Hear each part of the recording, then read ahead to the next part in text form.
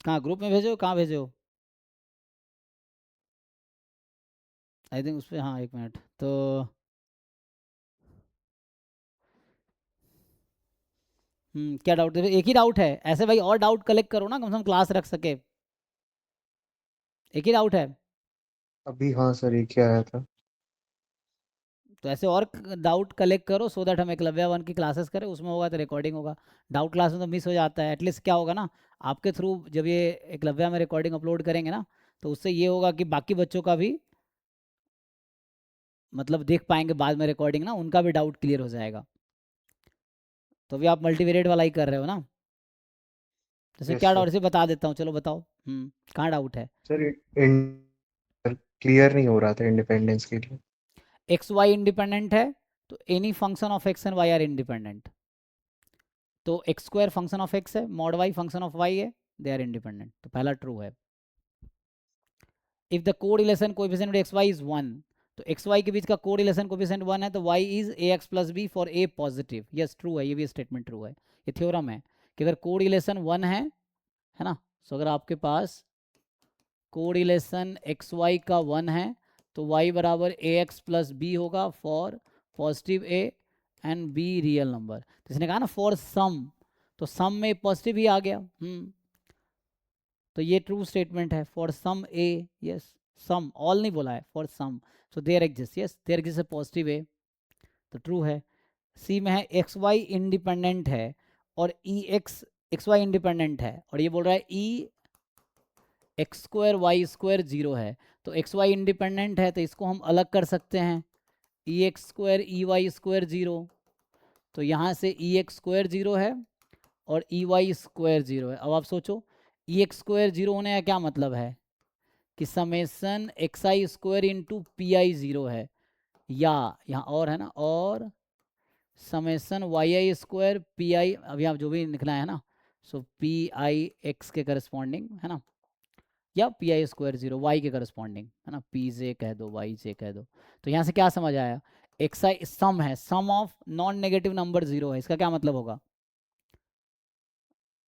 मुझे ये बताओ, A square plus B square zero है, इसका क्या मतलब है? Both are zero sir.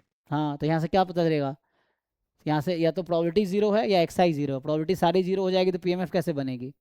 तो इसका मतलब सारे एक्स आई जीरो होंगे, और सारे एक्स आई जीरो हो गया, इसका क्या मतलब है, ये डी जनरेट हो गया जीरो पे, यस तो सर। एक्स जीरो हो गया, या फिर यहाँ से सिमिलरली वाई जीरो आ जाएगा। तो अगर ऐसा होगा तो या तो एक्स जीरो होना पड़ेगा या वाई को जीरो होना पड़ेगा, तो यही कह रहा होगा ये। तो या तो एक्स जीरो है या y zero with probability one, yes है ना, डी जनरेट एट जीरो है, या वाई डी जनरेट जीरो, ये भी ट्रू स्टेटमेंट है, सी वाला भी। वेरिएंस एक्स जीरो है, तो जिस रैंडम वेरिएबल का वेरिएंस जीरो होता है उसको क्या बोलते हैं? ये कौन से रैंडम वेरिएबल एक्स है? Degenerate the randomly. Generate. और degenerate is independent of all random variable including itself. Yes sir. तो ये एक्स वाई इंडिपेंडेंट, क्योंकि एक्स डी जनरेट है, वाई कुछ भी हो इंडिपेंडेंट ही होगा। तो हो गया, तो चारों स्टेटमेंट ट्रू हो गए इसमें तो, है ना? हाँ सर, चारों ट्रू। ठीक है, अच्छा कर रहे हैं आप, ऐसे ही कर करके निपटाइए सारे जितने टॉपिक करवा चुके हैं ना एकलव्या वन में, उसके सारे डीपीपीज जो भी हैं, एटलीस्ट पीवाई क्यू कर रहे हो, पीवाई क्यू पहले जैम के निपटा लो, गेट के निपटा लो, नेट है, आईएसआई सीयूईटी आईएसएस सर ये सब। पूछ रहे थे मैथ्स में क्या कैसे अप्रोच करें, लाइक सिलेबस सब कंप्लीट हो चुका है पूरा।